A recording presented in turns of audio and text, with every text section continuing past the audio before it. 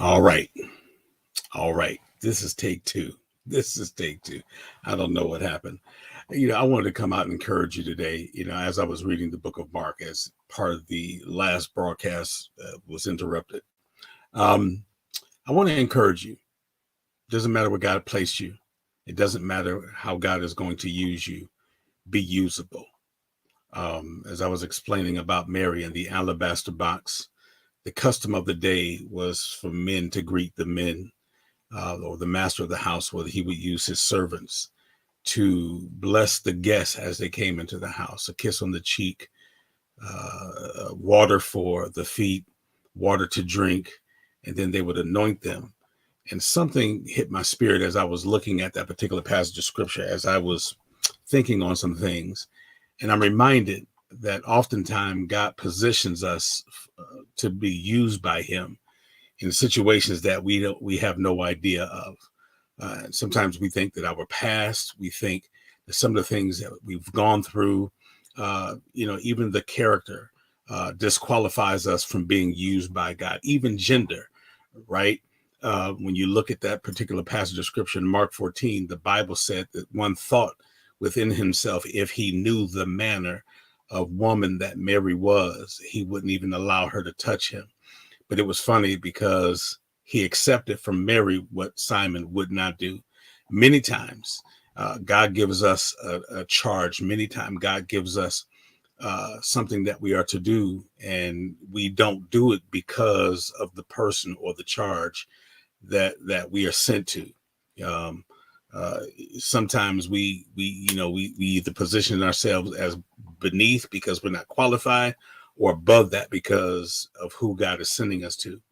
And so I want to encourage you that even though Simon the leper did not fulfill the custom of the day to greet Jesus the Christ when he came in, God took somebody who was lowly. God took somebody who was considered less than in the eyes of the people. God used this woman, Mary, to do something that many people wouldn't do. The Bible said that she washed his feet with her tears. She dried them with the hairs of her head. And then she broke open this alabaster box and began to anoint his feet. The amazing thing about that was the value of the oil. You may not understand it, but your oil has value. All the hell that you've been through, the suffering that you may have gone through, your oil has value. And never underestimate because of where you've been. Never underestimate that because of what you've been through, and even what people may say or how people may feel. Your oil has value because Christ died for you. And so I want to encourage you this day as we are getting ready to. And again, I just want to jump in here. I heard that in my spirit. Your oil has value. Yeah, you didn't go through the crushing just to sit in the back of the church. You didn't go through the crushing, to be considered less than. You had to go through what you've been through in order for God to use you. So God bless you, Bishop. It's good to see you. I'm going to call you. Um, your oil has value.